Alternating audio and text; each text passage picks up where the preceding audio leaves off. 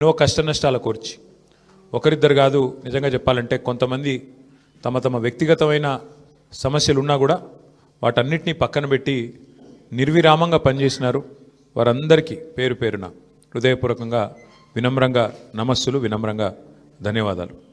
దాదాపు ప్రతి బూత్లో 407 బూత్లు ఉంటే ప్రతి బూత్లో మా జూబ్లీహిల్స్ స్థానిక నాయకత్వం చాలా అద్భుతంగా కష్టపడ్డారు. వారికి కూడా హృదయపూర్వకంగా నా ధన్యవాదాలు, హృదయపూర్వకంగా వారికి కూడా నమస్కారాలు. శ్రీమతి మాగంటి సునీత గోపీనాథ్ గారు అభ్యర్థి కొత్తదైనప్పటికీ, వారికి ఇదివరకు రాజకీయ అనుభవం లేకపోయినప్పటికీ వారు కూడా నిజంగా చాలా కష్టపడ్డారు. చాలా పెద్ద ఎత్తున వారు కూడా మరి పోరాటం కూడా చేసినారు. చివరి రోజు మరి ఏ రకంగా వారు పోరాడినారో మీరు అందరూ కూడా చూశారు. వారికి కూడా నా అభినందనలు. ఎందుకంటే కొత్త అభ్యర్థి అయినప్పటికీ, ఎక్కడా కూడా ప్రత్యర్థి ముఖ్యంగా అధికార పార్టీ అయినప్పటికీ, అధికార యంత్రాంగం మొత్తం ఉన్నప్పటికీ వారు కూడా మొక్కవోని ధైర్యంతో కొట్లాడినారు. సునీత గోపీనాథ్ గారికి మనస్ఫూర్తిగా నా అభినందనలు. అట్లాగే బీఆర్ఎస్ పార్టీకి మరి ఓటేసిన జూబ్లీహిల్స్ ప్రజలకి మరి చివరి ఓటింగ్ శాతం ఇంకెంత తెలియదు, బట్ చాలా గణనీయంగా గౌరవప్రదంగా మా పార్టీకి కూడా ఓట్లు వచ్చినాయి. మరి మాకు ఓటేసిన జూబ్లీహిల్స్ ప్రజలందరికీ కూడా పేరు పేరున వారికి కూడా కృతజ్ఞతలు. సరే, సహజంగానే ఒక రాజకీయ పార్టీగా ఎన్నికల్లో దిగినప్పుడు గెలుస్తామనుకొని దిగుతాం, గెలుస్తామనుకొని కొట్లాడతాం, గెలవాలని కొట్లాడతాం. అట్లనే కొట్లాడినాం. గత 2 ఏళ్లుగా బీఆర్ఎస్ పార్టీ ప్రధాన ప్రతిపక్ష పార్టీగా తన పాత్రను అద్భుతంగా పోషించింది. ప్రజా సమస్యలను మరి కేంద్రంగా చేసుకొని ప్రజల వాదనను, ప్రజల వేదనను ఇవాళ ప్రభుత్వం ముందు పెట్టడంలో, అది శాసనసభలో అయితేనేమి, ప్రజాక్షేత్రంలో అయితేనేమి, సోషల్ మీడియాలో అయితేనేమి చాలా బలంగా బీఆర్ఎస్ పనిచేస్తున్నది. మా పని ఇట్లాగే భవిష్యత్తులో కూడా కొనసాగుతూనే ఉంటుంది. ఎందుకంటే ఈ ఉప ఎన్నికల్లో కూడా మేము నిజాయితీగా కొట్లాడినాం. ప్రజా సమస్యల్ని కేంద్ర బిందువుగా చేసుకొని, ప్రజలనే ఎజెండాగా చేసుకొని ఎన్నికల్లో డెఫినెట్గా చిత్తశుద్ధితో నిజాయితీగా మేము కొట్లాడినాం. మీకు తెలుసు ఎట్లా ఎన్నికలు జరిగినాయి కూడా అందరు చూసినారు, నేను చెప్పక్కర్లేదు ప్రత్యేకంగా. మరి మొత్తం ఎన్నిక ప్రచారం ముగిసేదాకా ఎట్లా జరిగింది, ప్రతి సర్వేలో కూడా బీఆర్ఎస్ గెలుస్తుందని ఎట్లా చెప్పింది, ఆ తర్వాత ఆఖరి 3 రోజులు ఏం జరిగింది, ఇదంతా ప్రజలు చూసినారు. నేను అందులోకి పోను, అవి చెప్పను. కానీ ఒకటి మాత్రం వాస్తవం, ఈ ఎన్నిక డెఫినెట్గా మరి మాకు కొత్త ఉత్సాహాన్ని ఇచ్చింది, కొత్త బలాన్ని ఇచ్చింది. ఎందుకంటే మరి స్పష్టంగా ప్రజలు ఒక తీర్పు ఇచ్చారు. ఈ రాష్ట్రంలో ప్రత్యామ్నాయం కేవలం బీఆర్ఎస్ మాత్రమే. ఇంకా అది అందులో అనుమానమే లేకుండా ఖచ్చితంగా ఈ ప్రభుత్వం ఏదైతే పనిచేస్తుందో వారికి ప్రత్యామ్నాయంగా పోరాడుతున్న ఒకే ఒక్క పార్టీ బీఆర్ఎస్ అనే మాట స్పష్టంగా ప్రజలు చెప్పారు. డెఫినెట్గా దాన్ని కూడా మేము మాకు ఒక సానుకూల అంశంగానే తీసుకుంటా ఉన్నాం. సరే, ఇక ఈ ఎన్నికల్లో ఏ రకంగా అధికార యంత్రాంగం మోహరించింది, ఏ రకంగా వారు పనిచేశారు, ఇవన్నీ కూడా మీ కళ్ళ ముందున్నాయి. నేను వాటి విషయంలోకి ఎక్కువగా పోను. 2014 నుంచి 2023 మధ్యన కూడా చాలా ఉప ఎన్నికలు మన రాష్ట్రంలో జరిగినాయి. దాదాపు 7 ఉప ఎన్నికలు జరిగినాయి. ఈ 7 ఉప ఎన్నికలు పాలేరు కానీ, నారాయణ ఖేడ్ కానీ, హుజూర్ నగర్ కానీ, దుబ్బాక కానీ, నాగార్జున సాగర్ కానీ, హుజూరాబాద్ కానీ, మునుగోడు కానీ, ఈ అన్ని ఉప ఎన్నికల్లో మీరు ఆ రోజు కనుక గమనించినట్టయితే అప్పటి ప్రతిపక్ష పార్టీ కాంగ్రెస్ పార్టీ, ప్రధాన ప్రతిపక్ష పార్టీ, ఒక్క ఉప ఎన్నికల్లో కూడా గెలవలేదు. 7 ఉప ఎన్నికల్లో మేము దాదాపు అన్ని గెలిచాం. దాదాపు 5 గెలిచాం, ఒక 2 ఓడిపోయాం. అంతే తప్ప మరి ప్రతిపక్షంలో ఉన్న కాంగ్రెస్ పార్టీ ఆనాడు ఒక్క ఉప ఎన్నికల్లో గెలవకపోయినా చివరికి మళ్ళీ 2023 సార్వత్రిక ఎన్నికల్లో వారు విజయం సాధించారు, గవర్నమెంట్ కూడా ఫామ్ చేశారు. అట్లాగే మధ్యలో జిహెచ్ఎంసీ ఎన్నికలు వస్తే కూడా, గ్రేటర్ హైదరాబాద్ కార్పొరేషన్ ఎన్నికల్లో కూడా మరి ప్రతిపక్షంలో ఉన్న కాంగ్రెస్ పార్టీకి ఆనాడు కేవలం 1-2 కార్పొరేటర్ సీట్లు వచ్చిన విషయం కూడా ఒక్కసారి గమనంలోకి తీసుకోవాలని చెప్పి కూడా నేను కోరుతా ఉన్నా. అట్లాగే ఈ ఎన్నికల్లో ముఖ్యంగా ప్రజల తరపున వాదన బలంగా వినిపించగలిగాం. ఎన్నికల ఎజెండాను ఖచ్చితంగా నిర్దిష్టంగా బలంగా ప్రతిపక్షంగా మేమే సెట్ చేయగలిగాం. ప్రజా సమస్యలను ప్రధానంగా 6 గ్యారంటీల అమలులో ప్రభుత్వ వైఫల్యాన్ని బలంగా ప్రజల్లోకి తీసుకొని పోయాం. 6 గ్యారంటీల విషయంలో ప్రభుత్వం చేసిన మోసాన్ని తీసుకొని పోయాం. హామీల ఎగవేతను బాకీ కార్డుల రూపంలో ప్రధాన చర్చగా చేయగలిగాము. ఇది బీఆర్ఎస్ సాధించిన విజయంగా మేము భావిస్తూ ఉన్నాం. అట్లాగే మేము అనవసరపు అంశాల జోలికి పోలేదు. కులము, మతము వీటి పేరు మీద డైవర్షన్ రాజకీయాలు చేయలేదు. బూతులు అస్సలు మాట్లాడలేదు. ఆఖరికి ప్రభుత్వంలో ఉన్నవాళ్ళు ఫ్రస్ట్రేట్ అయిపోయి బూతులు మాట్లాడినా మేము మాత్రం బూతులు మాట్లాడలేదు, కేవలం ప్రజా సమస్యల గురించే మాట్లాడాం. చాలా హుందాగా ఈ ఎన్నికల్లో కొట్లాడినామని చెప్పి నేను అనుకుంటా ఉన్నా. అట్లాగే జనాలకు అవసరమైన పాయింట్లు, ప్రజలకు అవసరమైన పాయింట్లను మాత్రమే చర్చకు పెట్టాం. కాంగ్రెస్ బీజేపీ ఎన్ని రకాలుగా మమ్మల్ని కవ్వించే ప్రయత్నం చేసినా సంయమనం కూడా పాటించాం. అట్లాగే మేమేం చేశాము, ఎందుకంటే ఒక 10 ఏళ్ళు ప్రభుత్వాన్ని నడిపిన ఒక జవాబుదారీ పార్టీగా, ఒక బాధ్యత గల ప్రతిపక్షంగా 10 ఏళ్ళు మీరు ఏం చేశారు జూబ్లీహిల్స్ కంటే 5,328 కోట్లతో అభివృద్ధి సంక్షేమ కార్యక్రమాలు చేశామని చెప్పి లెక్కల సహితంగా మరి ప్రజల ముందు పెట్టాము. చాలా పారదర్శకంగా పనిచేశామని చెప్పి ఎన్నికలు కూడా పోయినాం. అట్లాగే కాంగ్రెస్ ఎగ్గొట్టిన వాటిని కూడా లెక్కలతో సహా ఇంటింటికి తీసుకొని పోయాం బాకీ కార్డుల ద్వారా. అట్లాగే ప్రజా సమస్యలు, బస్సు ఛార్జీల పెంపు మీద నిరసన చెప్పాము. బస్తీ దవాఖానాలు విజిట్ చేసి ప్రభుత్వ యంత్రాంగంలో చలనం తీసుకొచ్చాము. హైడ్రా విధ్వంసం మీద, ప్రభుత్వంలో ఉన్న పెద్దల ద్వంద్వ ప్రమాణాల మీద, డబుల్ స్టాండర్డ్స్ మీద కూడా ప్రభుత్వాన్ని ఎండగట్టగలిగాం. ఆటో అన్నల సమస్యలను కూడా ప్రభుత్వం దృష్టికి తీసుకురాగలిగినాం. వాళ్ళ తరపున కూడా గట్టిగా మాట్లాడినాం. హైదరాబాద్లో రోడ్ల దుస్థితి విషయంలో కూడా ప్రభుత్వాన్ని కదిలింపజేయగలిగినాం. శాంతి భద్రతల విషయంలో కూడా మా నిరసన గట్టిగా చెప్పాం. ఈ రకంగా ప్రజా సమస్యలనే కేంద్ర బిందువుగా మా పార్టీ ఎన్నికల ప్రచారాన్ని చాలా హుందాగా నిర్వహించింది. తద్వారా ప్రభుత్వం కూడా మాట్లాడక తప్పని అనివార్యత కల్పించాం. చివరికి 2 ఏళ్లలో ఒక్కసారి కూడా మరి సమీక్ష చేయని ముఖ్యమంత్రి గారు ఆఖరి ఎలక్షన్ ముందు రోజు 6 గ్యారంటీల మీద సమీక్ష చేయక తప్పని పరిస్థితి కూడా వచ్చింది అంటే ముమ్మాటికి అది బీఆర్ఎస్ విజయమే. అట్లాగే 2 ఏళ్లుగా మైనారిటీకి మంత్రివర్గంలో స్థానం లేదు. బీఆర్ఎస్ ఏదైతే మరి మంత్రివర్గంలో ఇట్లా మైనారిటీలకు స్థానం లేదు, ఒక ఎంపీ లేరు, ఎమ్మెల్యే లేరు, ఎమ్మెల్సీ లేరు అని గట్టిగా మాట్లాడితే చివరికి అనివార్యంగా అజారుద్దీన్ గారికి మంత్రి పదవి ఇయ్యక తప్పని అనివార్యత కల్పించింది కూడా ఖచ్చితంగా మా యొక్క ఎన్నికల ప్రచార సరళి. తప్పకుండా ప్రధాన ప్రతిపక్షంగా మరి మా బాధ్యత మేము నిర్వర్తించినాం. సరే, సహజంగానే ఒకటి మాత్రం ఉంది, గెలుపు ఓటములు పెద్దలు కేసీఆర్ గారు ఎప్పుడు చెప్తుంటారు, గెలవాల్సింది పార్టీలు కాదు, గెలవాల్సింది ప్రజలు అని. మేము కూడా మనస్ఫూర్తి కోరుకునేది ప్రజాస్వామ్యంలో చర్చ జరగాల్సిందే, మీడియాలో జరగాల్సిందే, బయట జరగాల్సిందే, తప్పకుండా ప్రజల్లో కూడా జరగాల్సిందే. ఈ ఎన్నిక ఎట్లా జరిగింది అనే విషయంలో కూడా చర్చ జరగాలి. ఎందుకంటే ఈరోజు కాదు, మేము 4 రోజుల ముందే చెప్పాం ఎన్ని రకాల అక్రమాలకు కాంగ్రెస్ తెరలేపిందో చెప్పాం. అభ్యర్థి యొక్క సొంత తమ్ముడికి 3 ఓట్లున్న విషయాన్ని మీ ముందు పెట్టాం, ఆధారాలతో సహా మేము స్పష్టంగా మీ ముందు బయట పెట్టాం. ఎన్నికల కమిషన్ అడిగాం, కోర్టుకు పోయాం. ఎన్ని ప్రయత్నాలు చేయాలో అన్ని ప్రయత్నాలు పారదర్శకంగా ఫ్రీ అండ్ ఫెయిర్ ఎలక్షన్ కోసం జరగాలని ప్రయత్నం చేసినాం. షెడ్యూల్ వచ్చిన నాటి నుంచి పోలింగ్ డే దాకా ఏమేం జరిగినాయో, ఎన్ని రకాల అక్రమాలు, ఎన్ని రకాల అవకతవకలు, ప్రలోభాలు, ఎన్ని రకాల ఒత్తిళ్లు, ఇవన్నిటి మీద కూడా చర్చ తప్పకుండా జరగాల్సిందే. ఏదేమైనప్పటికీ సరే, అల్టిమేట్గా ప్రజాస్వామ్యంలో ప్రజా తీర్పు శిరోధార్యం. తప్పకుండా మరి ఇవాళ మేము కూడా ఓట్లేసిన ప్రజలకు ధన్యవాదాలు చెప్తున్నాం. అట్లాగే మిగతా వారికి కూడా మేము విజ్ఞప్తి చేస్తూ ఉన్నాం. ప్రధాన ప్రతిపక్షంగా మా పాత్రను మీరు గమనించారు. ప్రధాన ప్రతిపక్షంగా మేము గెలవాలని కోరుకున్నాం, సహజంగా గెలుస్తామని ఆశించినాం. బట్ ఎలాంటి నిరాశ లేదు, మా పని మేము చేసుకుంటూ పోతూనే ఉంటాం. ఎందుకంటే 2 ఏళ్లుగా లగచర్ల కావచ్చు, హైడ్రా బాధితులు కావచ్చు, మూసీ బాధితులు కావచ్చు, 6 గ్యారంటీల విషయంలో బాకీ కార్డుల రూపంలో కావచ్చు, ప్రజల తరపున గొంతు ఎత్తడంలో, అట్లాగే మా మీద జరిగే దుష్ప్రచారాన్ని తిప్పికొట్టడంలో శాసనసభ వేదిక కానీ బయట కానీ బ్రహ్మాండమైన పాత్ర పోషించాం. రేపటి రోజున కూడా అట్లాగే ముందుకు పోతాం. మరి మా కార్యకర్తలకు కూడా నేను చేసే విజ్ఞప్తి, సన్నద్ధమవుదాం.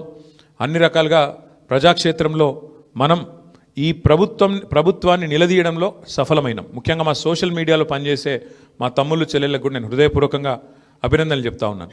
సోషల్ మీడియాలో మీరు చేస్తున్న పని, మీకెవరికి నేనేమి పార్టీ తరపున జీతం ఇవ్వడం లేదు, మీకెవరికి నేను ఇచ్చేదేమీ లేదు.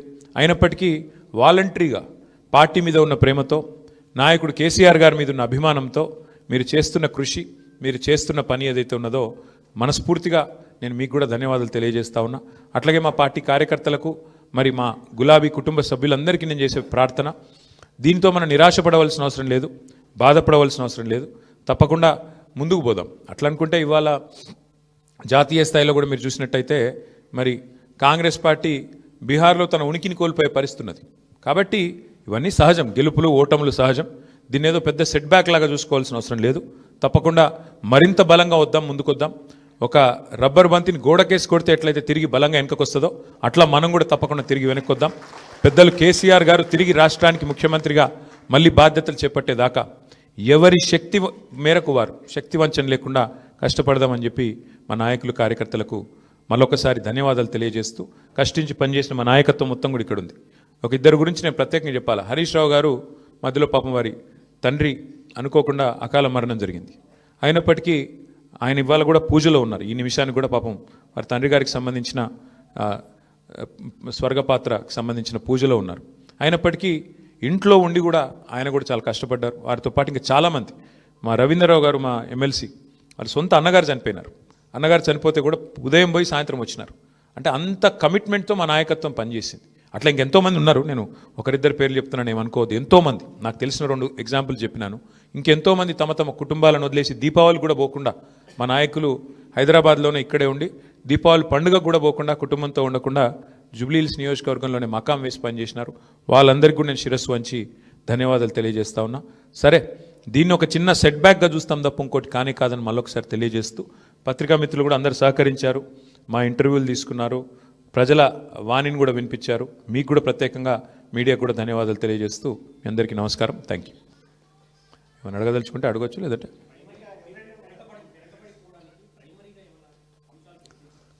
అంటే ఇప్పుడు ఇట్ ఈస్ టూ ఎర్లీ. ఒకటి మేము కూడా కూర్చుంటాం పార్టీగా, ఎందుకంటే మొత్తం ఇంకా అన్ని డివిజన్లలో ఎన్ని బూత్లలో మాకు లీడ్ వచ్చింది, ఎక్కడ మైనస్ అయింది, ఇంకా మేము కూడా చూడలేదు. బ్రాడ్గా ఓవరాల్ నెంబర్ తెలుసు బ్రదర్, మిగతా విషయాలు తెలియదు. కూర్చుందాం, రేపు ఎల్లుండి సావధానంగా కూర్చుంటాం. మా నాయకత్వం మొత్తం పనిచేసింది. సీనియర్లు మంత్రులుగా పనిచేసిన వాళ్ళు కూడా 10 బూత్లకు ఒకరు ఇన్ఛార్జ్గా తీసుకున్నారు. ఇప్పుడే ప్రశాంత్ రెడ్డి గారు చెప్తున్నారు నాకు, అన్న మా షేక్పేట్లో మా 10 బూత్లలో నా దగ్గర మాత్రం 1100 మెజారిటీ వచ్చిందని చెప్పి ఇప్పుడే ప్రశాంత్ రెడ్డి గారు చెప్తున్నారు. విశ్లేషించుకుంటాం, అట్లా ఎట్లెట్లా క్లస్టర్ల వారీగా ఎక్కడెక్కడ ఏం జరిగింది చూసుకుంటాం, సమీక్ష చేసుకుంటాం, డెఫినెట్గా ఆత్మవిమర్శ చేసుకుంటాం. ఎందుకంటే ప్రజలు మరి అల్టిమేట్గా ఎందుకు మొగ్గు చూపారు కాంగ్రెస్ పార్టీ వైపు అనేది కూడా మేము కూడా విశ్లేషించుకోవాలి, ఆత్మవిమర్శ చేసుకోవాలి. తప్పకుండా ఏదైతే ఉందో మా పోరాటం మాత్రం కొనసాగుతుంది. ప్రజా సమస్యల మీద, ప్రభుత్వం మీద, ప్రజలకిచ్చిన హామీలు నెరవేర్చే అంశంలో మాత్రం డెఫినెట్గా మా పోరాటం కొనసాగుతుంది. మిగతా అన్ని విషయాలు చర్చించడానికి బోలెట్ టైం ఉంది. తప్పకుండా అన్ని కూడా ఆలోచించి నిర్ణయం తీసుకుంటాం. ఇక అది హైదరాబాద్లో మొదటి నుంచి ఉంది బ్రదర్ అది. కాకపోతే ఒక్కటి మాత్రం మా వాళ్ళు నాయకులందరూ చెప్తుంది ఏంటంటే, దాదాపుగా మనం ఇప్పుడు 48.4% మీద ఓటింగ్ అయిందని చెప్తున్నారు. కానీ వాస్తవంగా చూస్తే 70% ఓటింగ్గా చూసుకోవాలి. ఎందుకంటే చాలా ఓట్లు షిఫ్ట్ అయిన ఓట్లు ఉన్నాయి. కొన్ని అసలు ఓటర్లు పేరుకు లిస్టులో ఉన్నా అక్కడ ఓటర్లు లేరు.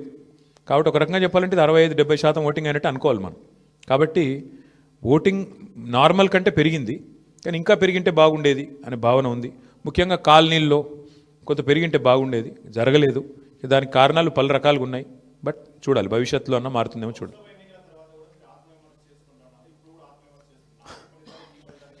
చాలా తేడా ఉంది కదా బ్రదర్. ఇప్పుడు స్పష్టంగా ఈ ఎన్నికలతో ఏం తెలిపోయింది, ఈ రాష్ట్రంలో, తెలంగాణ రాష్ట్రంలో కాంగ్రెస్ ప్రభుత్వానికి, కాంగ్రెస్ పార్టీకి ఒకే ఒక్క ప్రత్యామ్నాయం బీఆర్ఎస్ అని ప్రజలు తేల్చి నిర్ద్వందంగా తీర్పిచ్చారు. దాదాపు నాకున్న అవగాహన మేరకు మాకు 38-39% ఓటు వచ్చినట్టుంది. ఇప్పుడు కూడా ఇంకా ఫైనల్ అయినట్లేదు. 38 వచ్చిందా 39 వచ్చిందా చూడాలి. డెఫినెట్గా మరి మంచి ఓటింగ్ శాతం మాకు వచ్చింది. నేనేమంటానంటే, మరి సింగిల్ డిజిట్లో ఉండిపోయి డిపాజిట్ కోల్పోయింది కదా ఇవాళ ఇంకో పార్టీ. ఇప్పుడు మేము ఓటమి పాలయ్యి ఇంత గట్టి పోటీనిచ్చి అధికార పార్టీ ఇన్ని రకాల ప్రలోభాలు పెట్టినా, ఇన్ని రకాలుగా ఒత్తిళ్లు తెచ్చినా, ఎన్ని రకాల కార్యక్రమాలు చేసినా గట్టిగా నిలదొక్కుని బ్రహ్మాండమైన పోటీనిచ్చాం. అట్లాగే మీరు చూస్తే ఉప ఎన్నికల్లో గతంలో ప్రతి ఉప ఎన్నిక మేము ప్రభుత్వంలో ఉన్నప్పుడు దాదాపుగా మేమే గెలిచాం, 1-2 మినహాయిస్తే. కాబట్టి ఇవన్నీ కూడా జరిగే వ్యవహారాలు. దీన్ని అంత ఇది చేయాల్సిన అవసరం లేదు. పార్లమెంట్ తర్వాత సమీక్ష చేసుకున్నాం. పార్లమెంట్ తర్వాత ఒక్కొక్క నియోజకవర్గం సమీక్ష చేసినాం ఏం జరిగింది అని. పార్లమెంట్ ఒక అసాధారణమైన పరిస్థితిలో జరిగింది. అప్పటికిప్పటికి వచ్చిన తేడా మీరు చూస్తే బీఆర్ఎస్ఏ ప్రత్యామ్నాయం, బీఆర్ఎస్ఏ ప్రధాన ప్రతిపక్షం అని ప్రజలు ఈ జూబ్లీహిల్స్ ఉప ఎన్నికతో స్పష్టమైన తీర్పిచ్చారు. సరే, సహజంగా గెలుస్తామని ఆశించాం, కొంత నిరుత్సాహపడతాం డెఫినెట్గా ఓటమి పాలైనప్పుడు, కానీ నిరాశ లేదు. అది నేను చెప్పేది. బ్రదర్, మేము ఎన్నికల కమిషన్ దగ్గర పోయాము, స్పష్టంగా వారి ముందు ఆధారాలతో సహా పెట్టాము. డబుల్ ఓట్లు ఎన్ని ఉన్నాయి, ఎంతమందికి ఎన్నెన్ని ఓట్లు ఉన్నాయి, చివరికి అభ్యర్థి, కాంగ్రెస్ అభ్యర్థి యొక్క సొంత తమ్ముడు, ఆయనకే 3 ఓట్లు ఉన్నాయన్నది కూడా ఆధారాలతో సహా ఇచ్చాము. ఇక మీరు అడగాల్సింది ప్రశ్న ఎలక్షన్ కమిషన్, మమ్మల్ని కాదు. ఎందుకంటే వాళ్ళు చేయాల్సిన పని వాళ్ళు చేయకపోతే మీరు మమ్మల్ని అడిగితే మేము ప్రధాన ప్రతిపక్షంగా పోటీ చేశాము, వ్యవస్థలో ఉన్న లోపాలు ఎత్తి చూపాము, జరుగుతున్న అన్యాయాల అరాచకాలు మా అభ్యర్థి, చివరికి దొంగ ఓట్లు వేస్తున్నారని మా అభ్యర్థి పోలింగ్ రోజు కూడా పోరాడారు. మీరు చూశారు మీ కళ్ళ ముందు మొత్తం కాంగ్రెస్ వాళ్ళు గుంపులుగా వేల మంది ఒక దగ్గర చేరి దొంగ ఓట్లు వేస్తుంటే మా అభ్యర్థి పట్టించారు. మరి పోలీసు వాళ్ళు ఏం చేస్తున్నారు, ఎలక్షన్ కమిషన్ ఏం చేస్తున్నది, ఇవన్నీగా అందుకే అంటున్నా చర్చ జరగాల్సిందే. ఏ రకంగా అధికార యంత్రాంగం పనిచేసింది, ఏ రకంగా ఎలక్షన్ కమిషన్ పనిచేసింది, ఇవన్నీ మీ ముందున్నాయి. సరే ఇప్పుడు నేను ఓటమికి నేను సాకులు వెతకట్లేదు, నేను వాస్తవాలు మీ ముందు పెడుతున్నాను. ఎలక్షన్ ముందు పెట్టాను, ఎలక్షన్ తర్వాత చెప్తున్నాను. ఏదేమైనప్పటికీ మేము మాత్రం డెఫినెట్గా ప్రజల్లో ఉంటాము, ప్రజలతోనే ఉంటాము. ప్రజాక్షేత్రంలో ప్రజల సమస్యలే ప్రధాన ఇతివృత్తంగా ముందుకు పోతాం. ప్రజల కోసం పోరాడుతూనే ఉంటాం, ముందుకు పోతూనే ఉంటాం. Thank you. మరి ఇప్పుడు అల్టిమేట్గా ఎలక్షన్ ఫలితం వచ్చిన తర్వాత ఏం జరగబోతుంది, రేపు ఏమేం జరగబోతుంది, ఇంకా 3 ఏళ్ళు ప్రభుత్వం ఉంటుంది అంటున్నారు. సో మరి ఆ 3 ఏళ్ళు ఏం జరగబోతుంది చూద్దాం. ఎందుకంటే అల్టిమేట్గా ఈ ప్రభుత్వం తన వైఖరి ఏమైనా మార్చుకుంటుందా, మార్చుకోదా, మళ్ళీ శని ఆదివారాలు పేదల కొంపలు కూలగొట్టే పని చేస్తూనే ఉంటుందా చూస్తాం. మేము చూస్తాం, మీరు చూస్తారు. ప్రధాన ప్రతిపక్షంగా మా పాత్ర మాత్రం మేము బలంగా పోషిస్తాం. ప్రజల్లో మాత్రం ఎక్కడా తగ్గకుండా ప్రజల తరపున మాట్లాడుతూనే ఉంటాం.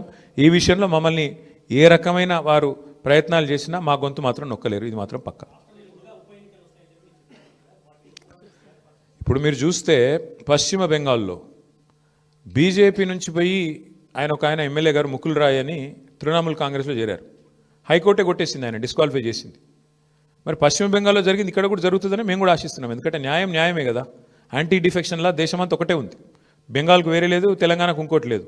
కాబట్టి మేము కూడా ఆశిస్తుంది ఏంటంటే ఇక్కడ కూడా 10 ఉప ఎన్నికలు జరుగుతాయని ఆశిస్తున్నాము.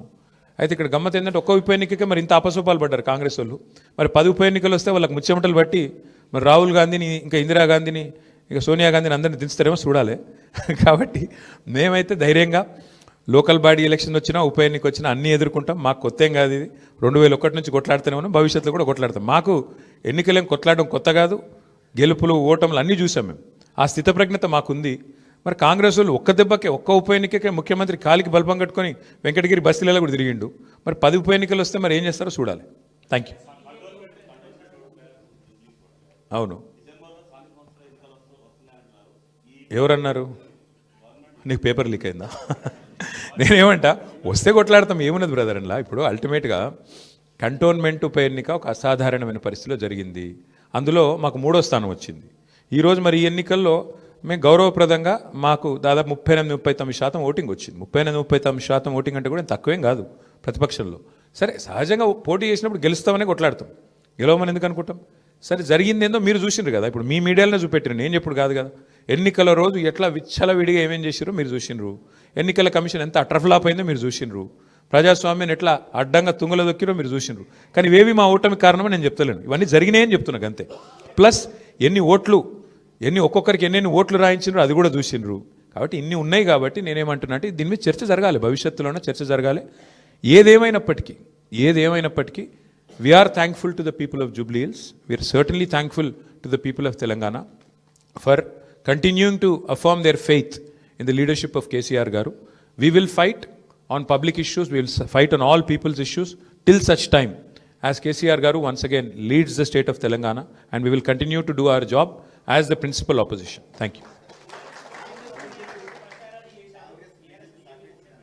Congress మీకు కనబడతానే ఉంది కదా బ్రదర్. లాస్ట్ 3 డేస్ వచ్చి హడావుడి చేసి ఎవరికి సహకరించినా మీకు కనబడతానే ఉంది. ఆర్ఎస్ బ్రదర్స్ బాగానే వర్కౌట్ అయినట్టుంది. ఆర్ఎస్ బ్రదర్స్ యొక్క మంచి సహకార మిత్రమండలి ఏదైతున్నదో బాగానే వర్కౌట్ అయినట్టుంది. మరి చూడాలి. మిగతా విషయాలన్నీ మీరు విశ్లేషించండి. ఇక మీరు ఉన్నారు కదా, మరి రేపు ఎల్లుండి మీరేం రాస్తారు అన్నీ మేమే చెప్తే. Thank you. నమస్సులు, వినమ్రంగా ధన్యవాదాలు. దాదాపు ప్రతి బూత్లో 407 బూత్లు ఉంటే ప్రతి బూత్లో మా జూబ్లీ హిల్స్ స్థానిక నాయకత్వం చాలా అద్భుతంగా కష్టపడ్డారు. వారికి కూడా హృదయపూర్వకంగా నా ధన్యవాదాలు, హృదయపూర్వకంగా వారికి కూడా నమస్కారాలు.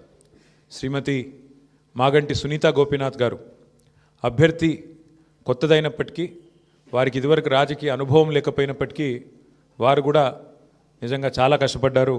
చాలా పెద్ద ఎత్తున వారు కూడా మరి పోరాటం కూడా చేసినారు. చివరి రోజు మరి ఏ రకంగా వారు పోరాడినారో మీరు అందరూ కూడా చూశారు. వారికి కూడా నా అభినందనలు. ఎందుకంటే కొత్త అభ్యర్థి అయినప్పటికీ, ఎక్కడా కూడా ప్రత్యర్థి ముఖ్యంగా అధికార పార్టీ అయినప్పటికీ, అధికార యంత్రాంగం మొత్తం ఉన్నప్పటికీ వారు కూడా మొక్కవోని ధైర్యంతో కొట్లాడినారు. సునీత గోపీనాథ్ గారికి మనస్ఫూర్తిగా నా అభినందనలు. అట్లాగే బీఆర్ఎస్ పార్టీకి మరి ఓటేసిన జూబ్లీహిల్స్ ప్రజలకి మరి చివరి ఓటింగ్ శాతం ఇంకెంత తెలియదు, బట్ చాలా గణనీయంగా గౌరవప్రదంగా మా పార్టీకి కూడా ఓట్లు వచ్చినాయి. మరి మాకు ఓటేసిన జూబ్లీహిల్స్ ప్రజలందరికీ కూడా పేరు పేరున వారికి కూడా కృతజ్ఞతలు. సరే, సహజంగానే ఒక రాజకీయ పార్టీగా ఎన్నికల్లో దిగినప్పుడు గెలుస్తామనుకొని దిగుతాం, గెలుస్తామనుకొని కొట్లాడతాం, గెలవాలని కొట్లాడతాం, అట్లనే కొట్లాడినాం. గత 2 ఏళ్లుగా బీఆర్ఎస్ పార్టీ ప్రధాన ప్రతిపక్ష పార్టీగా తన పాత్రను అద్భుతంగా పోషించింది. ప్రజా సమస్యలను మరి కేంద్రంగా చేసుకొని ప్రజల వాదనను, ప్రజల వేదనను ఇవాళ ప్రభుత్వం ముందు పెట్టడంలో, అది శాసనసభలో అయితేనేమి, ప్రజాక్షేత్రంలో అయితేనేమి, సోషల్ మీడియాలో అయితేనేమి చాలా బలంగా బీఆర్ఎస్ పనిచేస్తున్నది. మా పని ఇట్లాగే భవిష్యత్తులో కూడా కొనసాగుతూనే ఉంటుంది. ఎందుకంటే ఈ ఉప ఎన్నికల్లో కూడా మేము నిజాయితీగా కొట్లాడినాం. ప్రజా సమస్యలనే కేంద్ర బిందువుగా చేసుకొని, ప్రజలనే ఎజెండాగా చేసుకొని ఎన్నికల్లో డెఫినెట్గా చిత్తశుద్ధితో నిజాయితీగా మేము కొట్లాడినాం. మీకు తెలుసు ఎట్లా ఎన్నికలు జరిగినాయో కూడా అందరూ చూసినారు, నేను చెప్పక్కర్లేదు ప్రత్యేకంగా. మరి మొత్తం ఎన్నిక ప్రచారం ముగిసేదాకా ఎట్లా జరిగింది, ప్రతి సర్వేలో కూడా బీఆర్ఎస్ గెలుస్తుందని ఎట్లా చెప్పింది, ఆ తర్వాత ఆఖరి 3 రోజులు ఏం జరిగింది, ఇదంతా ప్రజలు చూసినారు. నేను అందులోకి పోను, అవి చెప్పను. కానీ ఒకటి మాత్రం వాస్తవం, ఈ ఎన్నిక డెఫినెట్గా మరి మాకు కొత్త ఉత్సాహాన్ని ఇచ్చింది, కొత్త బలాన్ని ఇచ్చింది. ఎందుకంటే మరి స్పష్టంగా ప్రజలు ఒక తీర్పు ఇచ్చారు. ఈ రాష్ట్రంలో ప్రత్యామ్నాయం కేవలం బీఆర్ఎస్ మాత్రమే, ఇంకా అది అందులో అనుమానమే లేకుండా ఖచ్చితంగా ఈ ప్రభుత్వం ఏదైతే పనిచేస్తుందో వారికి ప్రత్యామ్నాయంగా పోరాడుతున్న ఒకే ఒక్క పార్టీ బీఆర్ఎస్ అనే మాట స్పష్టంగా ప్రజలు చెప్పారు. డెఫినెట్గా దాన్ని కూడా మేము మాకు ఒక సానుకూల అంశంగానే తీసుకుంటా ఉన్నాం. సరే, ఇక ఈ ఎన్నికల్లో ఏ రకంగా అధికార యంత్రాంగం మోహరించింది, ఏ రకంగా వారు పనిచేశారు, ఇవన్నీ కూడా మీ కళ్ళ ముందున్నాయి. నేను వాటి విషయంలోకి ఎక్కువగా పోను. 2014 నుంచి 2023 మధ్యన కూడా చాలా ఉప ఎన్నికలు మన రాష్ట్రంలో జరిగినాయి. దాదాపు 7 ఉప ఎన్నికలు జరిగినాయి. ఈ 7 ఉప ఎన్నికలు పాలేరు కానీ, నారాయణ ఖేడ్ కానీ, హుజూర్ నగర్ కానీ, దుబ్బాక కానీ, నాగార్జున సాగర్ కానీ, హుజూరాబాద్ కానీ, మునుగోడు కానీ, ఈ అన్ని ఉప ఎన్నికల్లో మీరు ఆ రోజు కనుక గమనించినట్టయితే అప్పటి ప్రతిపక్ష పార్టీ కాంగ్రెస్ పార్టీ, ప్రధాన ప్రతిపక్ష పార్టీ, ఒక్క ఉప ఎన్నికల్లో కూడా గెలవలేదు. 7 ఉప ఎన్నికల్లో మేము దాదాపు అన్ని గెలిచాం, దాదాపు 5 గెలిచాం, ఒక 2 ఓడిపోయాం అంతే తప్ప. మరి ప్రతిపక్షంలో ఉన్న కాంగ్రెస్ పార్టీ ఆనాడు ఒక్క ఉప ఎన్నికల్లో గెలవకపోయినా చివరికి మళ్ళీ 2023 సార్వత్రిక ఎన్నికల్లో వారు విజయం సాధించారు, గవర్నమెంట్ కూడా ఫామ్ చేశారు. అట్లాగే మధ్యలో జిహెచ్ఎంసీ ఎన్నికలు వస్తే కూడా, గ్రేటర్ హైదరాబాద్ కార్పొరేషన్ ఎన్నికల్లో కూడా మరి ప్రతిపక్షంలో ఉన్న కాంగ్రెస్ పార్టీకి ఆనాడు కేవలం 1-2 కార్పొరేటర్ సీట్లు వచ్చిన విషయం కూడా ఒక్కసారి గమనంలోకి తీసుకోవాలని చెప్పి కూడా నేను కోరుతా ఉన్నా. అట్లాగే ఈ ఎన్నికల్లో ముఖ్యంగా ప్రజల తరపున వాదన బలంగా వినిపించగలిగాం. ఎన్నికల ఎజెండాను ఖచ్చితంగా నిర్దిష్టంగా బలంగా ప్రతిపక్షంగా మేమే సెట్ చేయగలిగాం. ప్రజా సమస్యలను ప్రధానంగా 6 గ్యారంటీల అమలులో ప్రభుత్వ వైఫల్యాన్ని బలంగా ప్రజల్లోకి తీసుకొని పోయాం. 6 గ్యారంటీల విషయంలో ప్రభుత్వం చేసిన మోసాన్ని తీసుకొని పోయాం. హామీల ఎగవేతను బాకీ కార్డుల రూపంలో ప్రధాన చర్చగా చేయగలిగాము. ఇది బీఆర్ఎస్ సాధించిన విజయంగా మేము భావిస్తూ ఉన్నాం. అట్లాగే మేము అనవసరపు అంశాల జోలికి పోలేదు. కులము, మతము వీటి పేరు మీద డైవర్షన్ రాజకీయాలు చేయలేదు. బూతులు అస్సలు మాట్లాడలేదు. ఆఖరికి ప్రభుత్వంలో ఉన్నవాళ్ళు ఫ్రస్ట్రేట్ అయిపోయి బూతులు మాట్లాడినా మేము మాత్రం బూతులు మాట్లాడలేదు. కేవలం ప్రజా సమస్యల గురించే మాట్లాడాం. చాలా హుందాగా ఈ ఎన్నికల్లో కొట్లాడినామని చెప్పి నేను అనుకుంటా ఉన్నాను. అట్లాగే జనాలకు అవసరమైన పాయింట్లు, ప్రజలకు అవసరమైన పాయింట్లను మాత్రమే చర్చకు పెట్టాం. కాంగ్రెసు, బీజేపీ ఎన్ని రకాలుగా మమ్మల్ని కవ్వించే ప్రయత్నం చేసినా సంయమనం కూడా పాటించాం. అట్లాగే మేమేం చేశాము, ఎందుకంటే ఒక 10 ఏళ్ళు ప్రభుత్వాన్ని నడిపిన ఒక జవాబుదారీ పార్టీగా, ఒక బాధ్యత గల ప్రతిపక్షంగా 10 ఏళ్ళు మీరు ఏం చేశారు జూబ్లీహిల్స్ కంటే 5,328 కోట్లతో అభివృద్ధి సంక్షేమ కార్యక్రమాలు చేశామని చెప్పి లెక్కల హితంగా, లెక్కల సహితంగా మరి ప్రజల ముందు పెట్టాము. చాలా పారదర్శకంగా పనిచేశామని చెప్పి ఎన్నికలు కూడా పోయినాం. అట్లాగే కాంగ్రెస్ ఎగ్గొట్టిన వాటిని కూడా లెక్కలతో సహా ఇంటింటికి తీసుకొని పోయాం బాకీ కార్డుల ద్వారా. అట్లాగే ప్రజా సమస్యలు, బస్సు ఛార్జీల పెంపు మీద నిరసన చెప్పాము. బస్తీ దవాఖానాలు విజిట్ చేసి ప్రభుత్వ యంత్రాంగంలో చలనం తీసుకొచ్చాము. హైడ్రా విధ్వంసం మీద, ప్రభుత్వంలో ఉన్న పెద్దల ద్వంద్వ ప్రమాణాల మీద, డబుల్ స్టాండర్డ్స్ మీద కూడా ప్రభుత్వాన్ని ఎండగట్టగలిగాం. ఆటో అన్నల సమస్యలను కూడా ప్రభుత్వం దృష్టికి తీసుకురాగలిగినాం. వాళ్ళ తరపున కూడా గట్టిగా మాట్లాడినాం. హైదరాబాద్లో రోడ్ల దుస్థితి విషయంలో కూడా ప్రభుత్వాన్ని కదిలింపజేయగలిగినాం. శాంతి భద్రతల విషయంలో కూడా మా నిరసన గట్టిగా చెప్పాం. ఈ రకంగా ప్రజా సమస్యలనే కేంద్ర బిందువుగా మా పార్టీ ఎన్నికల ప్రచారాన్ని చాలా హుందాగా నిర్వహించింది. తద్వారా ప్రభుత్వం కూడా మాట్లాడక తప్పని అనివార్యత కల్పించాం. చివరికి 2 ఏళ్లలో ఒక్కసారి కూడా మరి సమీక్ష చేయని ముఖ్యమంత్రి గారు ఆఖరి ఎలక్షన్ ముందు రోజు 6 గ్యారంటీల మీద సమీక్ష చేయక తప్పని పరిస్థితి కూడా వచ్చింది అంటే ముమ్మాటికి అది బీఆర్ఎస్ విజయమే.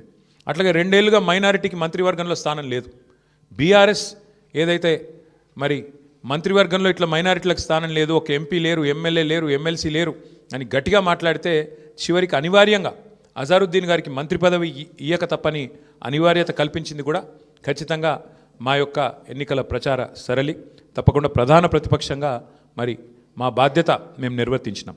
సరే, సహజంగానే ఒకటి మాత్రం ఉంది, గెలుపు ఓటములు పెద్దలు కేసీఆర్ గారు ఎప్పుడు చెప్తుంటారు, గెలవాల్సింది పార్టీలు కాదు, గెలవాల్సింది ప్రజలు అని. మేము కూడా మనస్ఫూర్తి కోరుకునేది ప్రజాస్వామ్యంలో చర్చ జరగాల్సిందే, మీడియాలో జరగాల్సిందే, బయట జరగాల్సిందే, తప్పకుండా ప్రజల్లో కూడా జరగాల్సిందే. ఈ ఎన్నిక ఎట్లా జరిగింది అనే విషయంలో కూడా చర్చ జరగాలి. ఎందుకంటే ఈరోజు కాదు, మేము 4 రోజుల ముందే చెప్పాం ఎన్ని రకాల అక్రమాలకు కాంగ్రెస్ తెరలేపిందో చెప్పాం. అభ్యర్థి యొక్క సొంత తమ్ముడికి 3 ఓట్లు ఉన్న విషయాన్ని మీ ముందు పెట్టాం, ఆధారాలతో సహా మేము స్పష్టంగా మీ ముందు బయట పెట్టాం. ఎన్నికల కమిషన్ అడిగాం, కోర్టుకు పోయాం. ఎన్ని ప్రయత్నాలు చేయాలో అన్ని ప్రయత్నాలు పారదర్శకంగా ఫ్రీ అండ్ ఫెయిర్ ఎలక్షన్ కోసం జరగాలని ప్రయత్నం చేసినాం. షెడ్యూల్ వచ్చిన నాటి నుంచి పోలింగ్ డే దాకా ఏమేం జరిగినాయో, ఎన్ని రకాల అక్రమాలు, ఎన్ని రకాల అవకతవకలు, ప్రలోభాలు, ఎన్ని రకాల ఒత్తిళ్ళు, ఇవన్నిటి మీద కూడా చర్చ తప్పకుండా జరగాల్సిందే. ఏదేమైనప్పటికీ సరే, అల్టిమేట్గా ప్రజాస్వామ్యంలో ప్రజా తీర్పు శిరోధార్యం. తప్పకుండా మరి వాళ్ళ మేము కూడా ఓట్లేసిన ప్రజలకు ధన్యవాదాలు చెప్తున్నాం. అట్లాగే మిగతా వారికి కూడా మేము విజ్ఞప్తి చేస్తూ ఉన్నాం. ప్రధాన ప్రతిపక్షంగా మా పాత్రను మీరు గమనించారు. ప్రధాన ప్రతిపక్షంగా మేము గెలవాలనే కోరుకున్నాం, సహజంగా గెలుస్తామని ఆశించినాం. బట్ ఎలాంటి నిరాశ లేదు, మా పని మేము చేసుకుంటూ పోతూనే ఉంటాం. ఎందుకంటే 2 ఏళ్లుగా లగచర్ల కావచ్చు, హైడ్రా బాధితులు కావచ్చు, మూసీ బాధితులు కావచ్చు, 6 గ్యారంటీల విషయంలో బాకీ కార్డుల రూపంలో కావచ్చు, ప్రజల తరపున గొంతు ఎత్తడంలో, అట్లాగే మా మీద జరిగే దుష్ప్రచారాన్ని తిప్పికొట్టడంలో శాసనసభ వేదిక కానీ బయట కానీ బ్రహ్మాండమైన పాత్ర పోషించాం. రేపటి రోజున కూడా అట్లాగే ముందుకు పోతాం. మరి మా కార్యకర్తలకు కూడా నేను చేసే విజ్ఞప్తి, సన్నద్ధం అవుదాం. అన్ని రకాలుగా ప్రజాక్షేత్రంలో మనం ఈ ప్రభుత్వాన్ని నిలదీయడంలో సఫలమైనాం. ముఖ్యంగా మా సోషల్ మీడియాలో పనిచేసే మా తమ్ముళ్ళు చెల్లెళ్ళకు కూడా నేను హృదయపూర్వకంగా అభినందనలు చెప్తా ఉన్నాను. సోషల్ మీడియాలో మీరు చేస్తున్న పని, మీకు ఎవరికి నేనేమి పార్టీ తరపున జీతం ఇవ్వడం లేదు, మీకు ఎవరికి నేను ఇచ్చేదేమీ లేదు. అయినప్పటికీ వాలంటరీగా పార్టీ మీద ఉన్న ప్రేమతో, నాయకుడు కేసీఆర్ గారి మీద ఉన్న అభిమానంతో మీరు చేస్తున్న కృషి, మీరు చేస్తున్న పని ఏదైతే ఉన్నదో మనస్ఫూర్తిగా నేను మీకు కూడా ధన్యవాదాలు తెలియజేస్తా ఉన్నా. అట్లాగే మా పార్టీ కార్యకర్తలకు, మరి మా గులాబీ కుటుంబ సభ్యులందరికీ నేను చేసే ప్రార్థన, దీంతో మనం నిరాశపడవలసిన అవసరం లేదు, బాధపడవలసిన అవసరం లేదు. తప్పకుండా ముందుకు పోదాం. అట్లా అనుకుంటే ఇవాళ జాతీయ స్థాయిలో కూడా మీరు చూసినట్టయితే మరి కాంగ్రెస్ పార్టీ బీహార్లో తన ఉనికిని కోల్పోయే పరిస్థితి ఉన్నది. కాబట్టి ఇవన్నీ సహజం, గెలుపులు ఓటములు సహజం. దీన్ని ఏదో పెద్ద సెట్ బ్యాక్ లాగా చూసుకోవాల్సిన అవసరం లేదు. తప్పకుండా మరింత బలంగా వద్దాం, ముందుకొద్దాం. ఒక రబ్బర్ బంతిని గోడకేసి కొడితే ఎట్లయితే తిరిగి బలంగా వెనకకొస్తుందో అట్లా మనం కూడా తప్పకుండా తిరిగి వెనక్కొద్దాం. పెద్దలు కేసీఆర్ గారు తిరిగి రాష్ట్రానికి ముఖ్యమంత్రిగా మళ్ళీ బాధ్యతలు చేపట్టేదాకా ఎవరి శక్తి మేరకు వారు శక్తి వంచన లేకుండా కష్టపడదామని చెప్పి మా నాయకులు కార్యకర్తలకు మరొకసారి ధన్యవాదాలు తెలియజేస్తూ, కష్టించి పనిచేసిన మా నాయకత్వం మొత్తం కూడా ఇక్కడ ఉంది. ఒక ఇద్దరు గురించి నేను ప్రత్యేకంగా చెప్పాలి. హరీష్ రావు గారు మధ్యలో పాపం వారి తండ్రి అనుకోకుండా అకాల మరణం జరిగింది. అయినప్పటికీ ఆయన ఇవాళ కూడా పూజలో ఉన్నారు. ఈ నిమిషానికి కూడా పాపం వారి తండ్రి గారికి సంబంధించిన స్వర్గపాత్రకు సంబంధించిన పూజలో ఉన్నారు. అయినప్పటికీ ఇంట్లో ఉండి కూడా ఆయన కూడా చాలా కష్టపడ్డారు. వారితో పాటు ఇంకా చాలామంది, మా రవీంద్రరావు గారు మా ఎమ్మెల్సీ, వారి సొంత అన్నగారు చనిపోయినారు. అన్నగారు చనిపోతే కూడా ఉదయం పోయి సాయంత్రం వచ్చినారు. అంటే అంత కమిట్మెంట్తో మా నాయకత్వం పనిచేసింది. అట్లా ఇంకెంతోమంది ఉన్నారు. నేను ఒకరిద్దరు పేర్లు చెప్తున్నాను, ఏమనుకోవద్దు. ఎంతోమంది నాకు తెలిసిన 2 ఎగ్జాంపుల్ చెప్పినాను. ఇంకెంతోమంది తమ తమ కుటుంబాలను వదిలేసి దీపావళి కూడా పోకుండా, మా నాయకులు హైదరాబాద్లోనే ఇక్కడే ఉండి దీపావళి పండుగ కూడా పోకుండా, కుటుంబంతో ఉండకుండా జూబ్లీహిల్స్ నియోజకవర్గంలోనే మకాం వేసి పనిచేసినారు. వాళ్ళందరికీ కూడా నేను శిరస్సు వంచి ధన్యవాదాలు తెలియజేస్తా ఉన్నా. సరే, దీన్ని ఒక చిన్న సెట్ బ్యాక్గా చూస్తాం తప్ప ఇంకోటి కానీ కాదని మళ్ళొకసారి తెలియజేస్తూ, పత్రికా మిత్రులు కూడా అందరు సహకరించారు, మా ఇంటర్వ్యూలు తీసుకున్నారు, ప్రజల వాణిని కూడా వినిపించారు. మీకు కూడా ప్రత్యేకంగా మీడియా కూడా ధన్యవాదాలు తెలియజేస్తూ మీ అందరికీ నమస్కారం. Thank you. ఏమైనా అడగదలుచుకుంటే అడగచ్చు, లేదంటే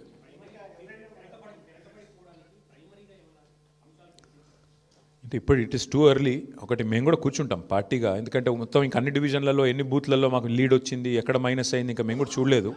బ్రాడ్గా ఓవరాల్ నెంబర్ తెలుసు బ్రదర్, మిగతా విషయాలు తెలియదు. కూర్చుందాం, రేపు ఎల్లుండి సావధానంగా కూర్చుంటాం. మా నాయకత్వం మొత్తం పనిచేసింది. సీనియర్లు మంత్రులుగా పనిచేసిన వాళ్ళు కూడా 10 బూత్లకు ఒకరు ఇన్ఛార్జ్గా తీసుకున్నారు. ఇప్పుడే ప్రశాంత్ రెడ్డి గారు చెప్తున్నారు నాకు, అన్న మా షేక్పేట్లో మా 10 బూత్లలో నా దగ్గర మాత్రం 1100 మెజారిటీ వచ్చిందని చెప్పి ఇప్పుడే ప్రశాంత్ రెడ్డి గారు చెప్తున్నారు. విశ్లేషించుకుంటాం అట్లా ఎట్లెట్లా క్లస్టర్ల వారీగా ఎక్కడెక్కడ ఏం జరిగింది చూసుకుంటాం, సమీక్ష చేసుకుంటాం, డెఫినెట్గా ఆత్మవిమర్శ చేసుకుంటాం. ఎందుకంటే ప్రజలు మరి అల్టిమేట్గా ఎందుకు మొగ్గు చూపారు కాంగ్రెస్ పార్టీ వైపు అనేది కూడా మేము కూడా విశ్లేషించుకోవాలి, ఆత్మవిమర్శ చేసుకోవాలి. తప్పకుండా ఏదైతే ఉందో మా పోరాటం మాత్రం కొనసాగుతుంది. ప్రజా సమస్యల మీద, ప్రభుత్వం మీద, ప్రజలకిచ్చిన హామీలు నెరవేర్చే అంశంలో మాత్రం డెఫినెట్గా మా పోరాటం కొనసాగుతుంది. మిగతా అన్ని విషయాలు చర్చించడానికి బోలెడ్ టైం ఉంది. తప్పకుండా అన్ని కూడా ఆలోచించి నిర్ణయం తీసుకుంటాం. ఇక అది హైదరాబాద్లో మొదటి నుంచి ఉంది బ్రదర్ అది. కాకపోతే ఒక్కటి మాత్రం మా వాళ్ళు నాయకులందరూ చెప్తుంది ఏంటంటే, దాదాపుగా మనం ఇప్పుడు 48.4% మీద ఓటింగ్ అయిందని చెప్తున్నారు. కానీ వాస్తవంగా చూస్తే 70% ఓటింగ్గా చూసుకోవాలి. ఎందుకంటే చాలా ఓట్లు షిఫ్ట్ అయిన ఓట్లు ఉన్నాయి. కొన్ని అసలు ఓటర్లు పేరుకు లిస్టులో ఉన్నా అక్కడ ఓటర్లు లేరు. కాబట్టి ఒక రకంగా చెప్పాలంటే 65-70% ఓటింగ్ అయినట్టు అనుకోవాలి మనం. కాబట్టి ఓటింగ్ నార్మల్ కంటే పెరిగింది, కానీ ఇంకా పెరిగింటే బాగుండేది అనే భావన ఉంది. ముఖ్యంగా కాలనీల్లో కొంత పెరిగింటే బాగుండేది, జరగలేదు. దానికి కారణాలు పలు రకాలుగా ఉన్నాయి. బట్ చూడాలి, భవిష్యత్తులో అన్న మారుతుందేమో చూడాలి.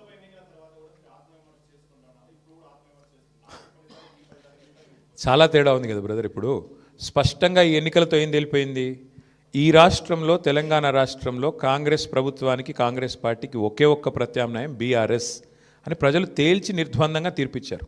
దాదాపు నాకున్న అవగాహన మేరకు మాకు 38-39% ఓటు వచ్చినట్టుంది. ఇప్పుడు కూడా ఇంకా ఫైనల్ అయినట్లేదు. 38 వచ్చిందా 39 వచ్చిందా చూడాలి. డెఫినెట్గా మరి మంచి ఓటింగ్ శాతం మాకు వచ్చింది. నేనేమంటానంటే, మరి సింగిల్ డిజిట్లో ఉండిపోయి డిపాజిట్ కోల్పోయింది కదా ఇవాళ ఇంకో party.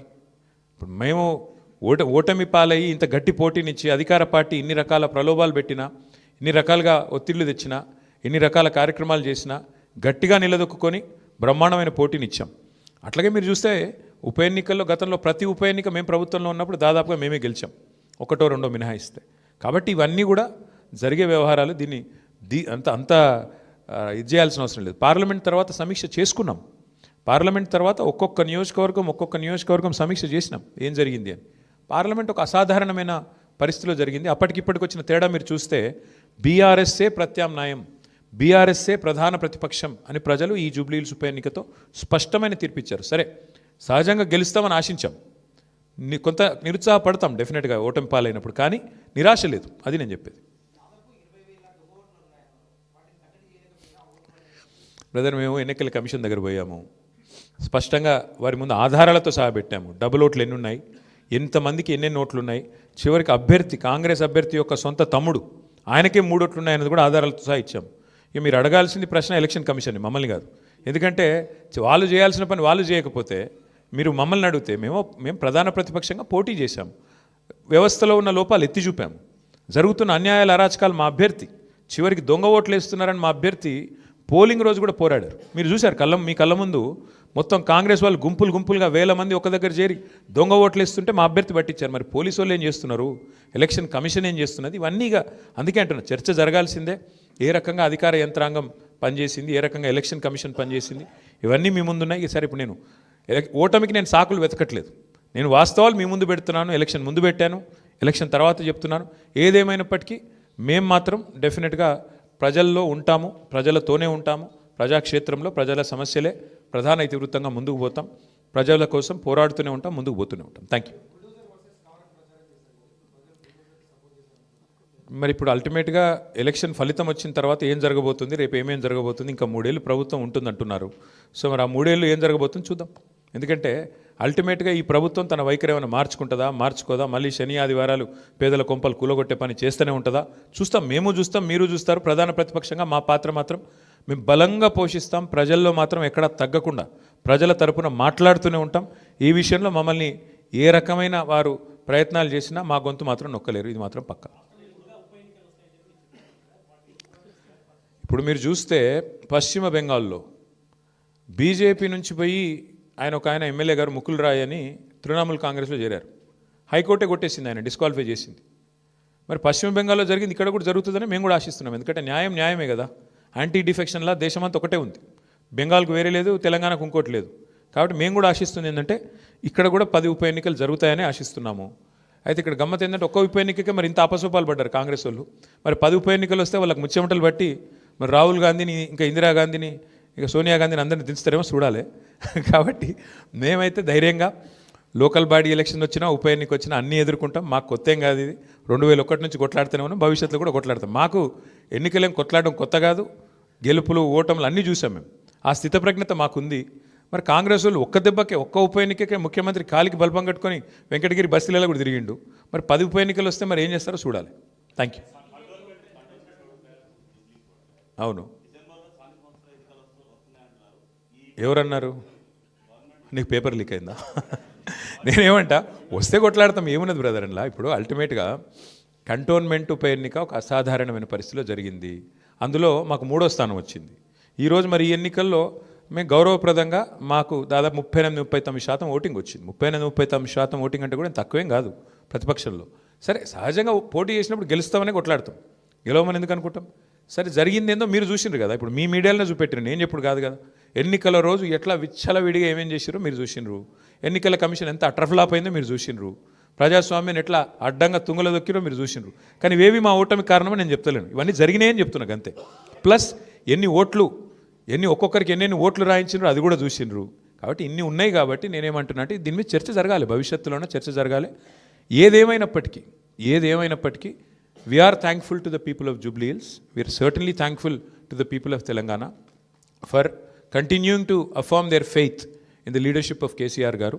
We will fight on public issues, we will fight on all people's issues till such time as KCR garu once again leads the state of Telangana, and we will continue to do our job as the principal opposition. Thank you. Congress మీకు కనబడతానే ఉంది కదా brother. Last 3 days వచ్చి హడావుడి చేసి ఎవరికి సహకరించినా మీకు కనబడతానే ఉంది. RS brothers బాగానే వర్కౌట్ అయినట్టుంది. ఆర్ఎస్ బ్రదర్స్ యొక్క మంచి సహకార మిత్రమండలి ఏదైతున్నదో బాగానే వర్కౌట్ అయినట్టుంది. మరి చూడాలి. మిగతా విషయాలన్నీ మీరు విశ్లేషించండి. ఇక మీరు ఉన్నారు కదా, మరి రేపు ఎల్లుండి మీరేం రాస్తారు అన్నీ మేమే చెప్తే. Thank you.